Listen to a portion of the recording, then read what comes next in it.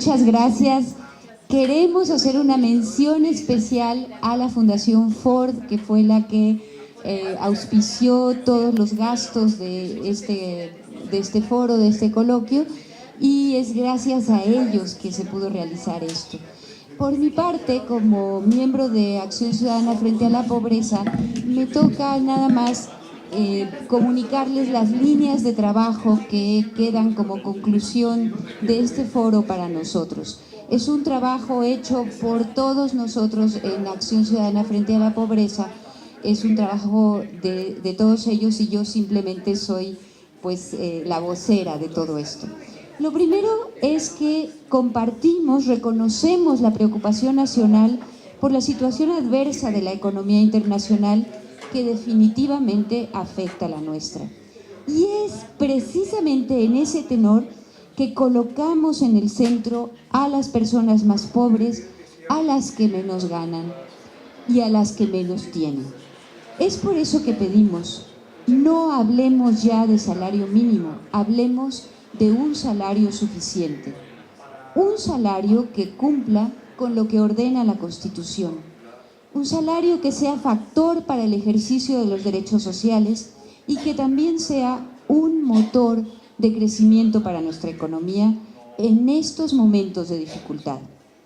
Esta conferencia internacional nos ha aportado ya suficiente evidencia que se extiende a nivel global sobre todos los efectos positivos de un incremento sustancial y razonable a este llamado salario mínimo.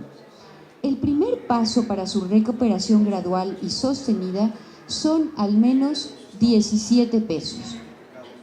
Esto es 90 pesos diarios.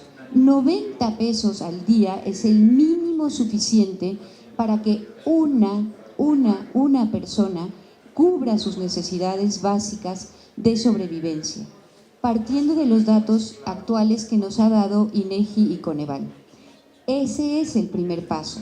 Es el límite menor para fijar el salario mínimo del próximo año. Subrayamos, el salario suficiente es un mandato constitucional.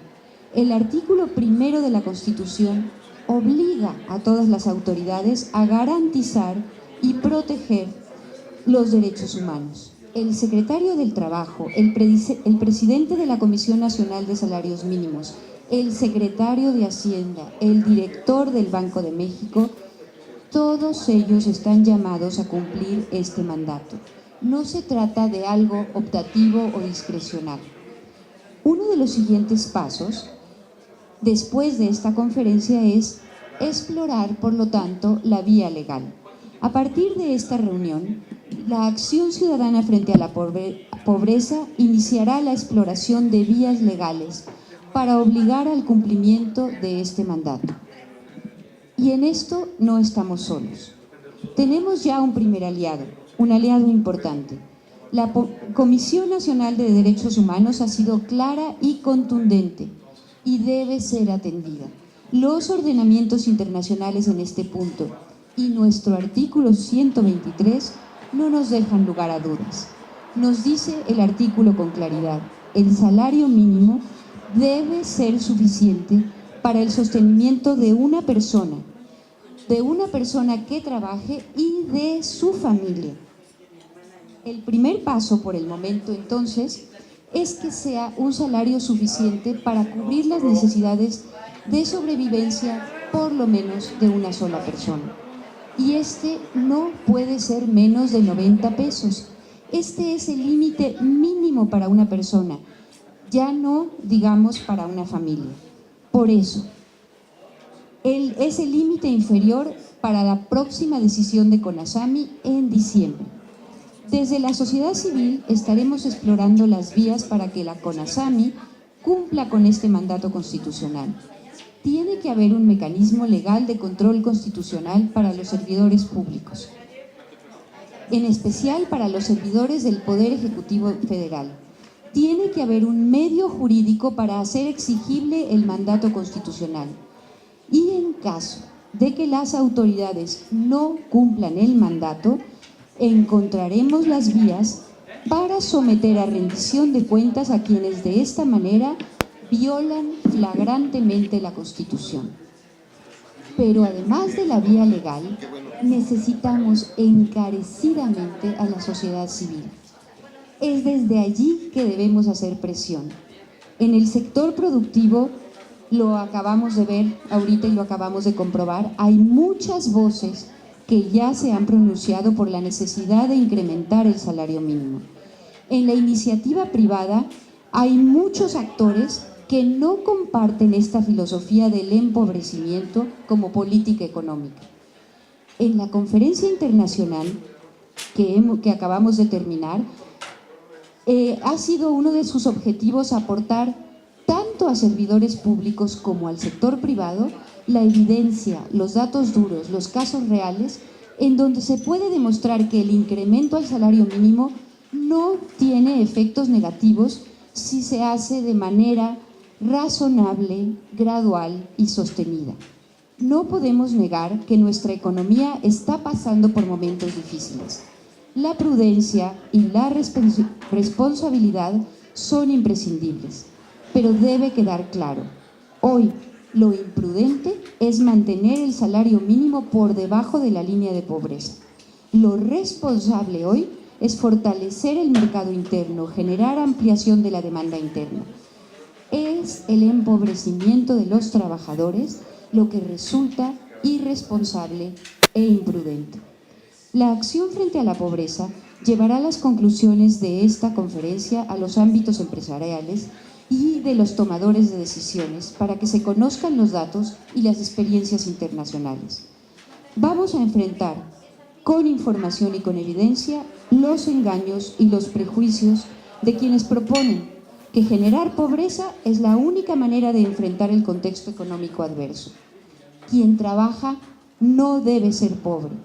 Hablemos entonces de salario suficiente.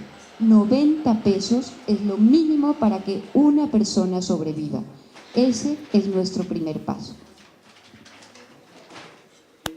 Gracias. Por modestia, Lucía no se presentó, es Lucía Servitje. Ella no es cierto que sea simplemente vocera, es una muy comprometida activista del Frente contra la Pobreza, persona íntegra donde las haya y una convencida de que necesitamos un nuevo contrato social, un nuevo trato social entre los mexicanos. Yo, la verdad, me estoy muy contento, muy orgulloso de estar aquí clausurando este foro con Lucía. Muchas gracias, Lucía. Yo soy Ricardo Becerra, yo represento más bien al Instituto de Estudios para la Transición Democrática y no les voy a hacer pasar más calor en el recinto. Simplemente quiero ser también muy enfático. Este evento fue posible solamente por el interés, el compromiso y la verdad la apertura de la Fundación Ford, directora general Elena Hochbauer, Luisa Libori. Ellos son en realidad la institución que soportó una organización tan compleja, tan complicada, convocatorias, etcétera, de personajes tan importantes. Ayer nos enteramos que incluso pueden ser premio Nobel nuestros primeros ponentes, y eso fue posible porque la Fundación Ford ha hecho como uno de sus compromisos mundiales, no nada más en México, la lucha contra la desigualdad, su tema de agenda central. Así que todos los aplausos también vayan a la Fundación Ford. Muchas gracias. También, sí, gracias. Gracias. También quiero hablar en nombre de la CEPAL. Hugo Beteta iba a estar en esta ceremonia de clausura, pero resulta que fue convocado a Cartagena como representante regional de la CEPAL a ser testigo desde los acuerdos de paz en Colombia. Pide disculpas por ello, pero bueno, pues sí, ese es un asunto un poquito más importante que clausurar nuestro foro. Y el tercer anuncio, con esto prácticamente termino, es que si ustedes están interesados en continuar con este arsenal de ideas, de evidencia, de datos, de experiencias en todo el mundo, digamos, si están interesados en abandonar el aldeanismo económico que nos domina, Bueno, pues en la Facultad de Economía de la UNAM, hoy a las 5 de la tarde, el profesor Wolfson, que estuvo ayer, va a dar la primera cátedra del curso de especialización que se llama así, Salario Mínimo, Teoría y Práctica Modernas. Los mejores economistas de nuestro país van a dar ese curso todos los miércoles de aquí a diciembre, es decir, al filito de cuando la CONASAMI tenga que hacer su decreto de salario mínimo para 2017. Termino yo simplemente afirmando dos cosas. Una, que creo que nos quedó muy claro, ¿no? Los estudios futuros que se hagan en México sobre el salario mínimo tienen que ser estudios muchísimo más sofisticados y muchísimo más actualizados que los que han presentado, al menos quien sí se ha aventado a presentar algo, ha sido el Banco de México, pero como nos explicó ayer el doctor Delman, con un modelo económico que proviene de 1948. Es decir, la preconcepción y las premisas del modelo del Banco de México son de 1948. Tenemos que exigir una nueva concepción, una nueva forma de abordar el asunto, porque como dijo Delman ayer también, pagarle al trabajador no es pagar un costal de cemento, ¿no? Un trabajador reacciona ante un estímulo, ante compromiso con su trabajo, con su empresa, si ésta es capaz de ofrecerle una vida digna, ¿no? Y así, como también lo dijeron varios hoy y ayer, hay que tenerlo muy en cuenta. No va a haber política social que resuelva el problema de la pobreza extrema y de la pobreza a secas con un mercado laboral tan precario. Pues ustedes pueden poner todos los programas sociales que quieran, lo que hoy el alcalde Alfaro enumeró, muy bien, etcétera, pero si el mercado laboral donde la gente se gana la vida no permite escapar de la pobreza por ingresos líquidos, pues vamos a ser un país cada vez más deshilachado, porque como vemos en el recorte presupuestal de este año, vamos a tener cada vez menos ingresos para atender y financiar esos programas sociales. Así que el salario y el mercado laboral debe de entrar al quite de la economía para salir y dar un empujón a los mexicanos. Y finalmente, yo quisiera transmitirles a todos ustedes, durante mucho tiempo se abandonó el tema del salario mínimo precisamente porque se vulgarizó y se abusó de él, ¿no? Como tarifa para multas, bueno, hasta el alcoholímetro se tasaba en veces del salario mínimo, ¿no?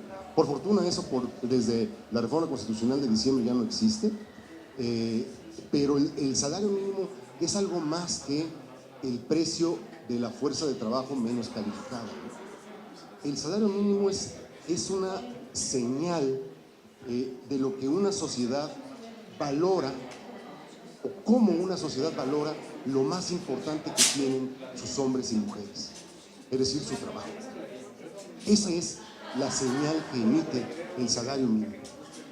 El tipo de civilización que se está construyendo en tanto se valora lo mero importante de la actividad humana, ¿no? Su propio trabajo.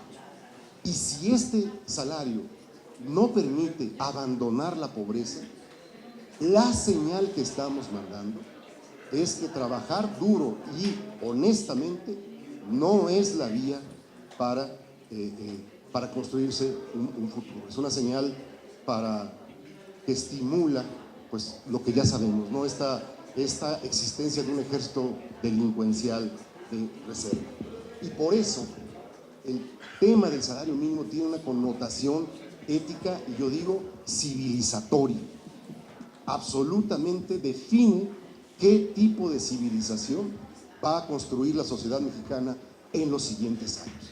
Así de importante es el tema que tuvimos la oportunidad de discutir en los últimos dos días. Y a todos ustedes, pues les agradecemos muchísimo su paciencia, su entusiasmo, su convicción, aguantar el calorón que hay en el recinto. Y yo les invito, pues si ya se van a comer, lo hagan rico, alcen una copa de vino, de buen vino, y por favor, brinden porque el salario mínimo ahora sí llega al nivel que debe estar. Muchas gracias a todos ustedes.